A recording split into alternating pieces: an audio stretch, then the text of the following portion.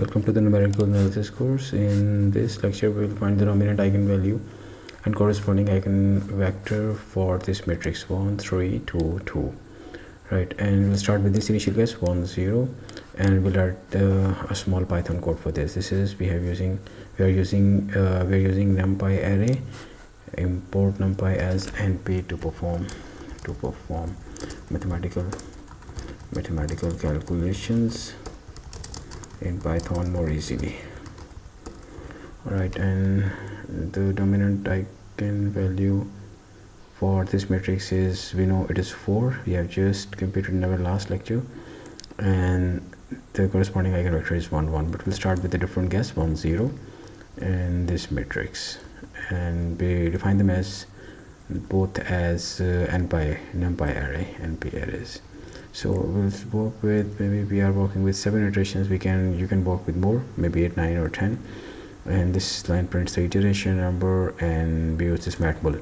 This matmul function is the np's function to multiply two matrices using regular matrix multiplication that we have been using in school and college, and we print the temporary result, and then we take the maximum value out, and we print the max value, the eigenvalue, and then the eigenvector, and then the vector in that iteration.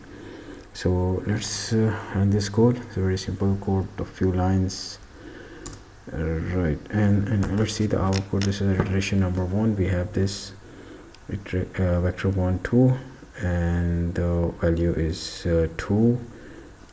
This is temp 1 2. This is the value 2 that we have computed using in this iteration, and the vector is 0.51. At iteration number 2, the value becomes 3.5, and the vector is 1.8. Iteration number 3, it is 3.7, and it's 0.961. So this is converging to 1 1, the eigenvector, and the value is converging to 4. It's going closer and closer to 4, right? And at iteration number 4, it becomes 3.96, and this is 1.99.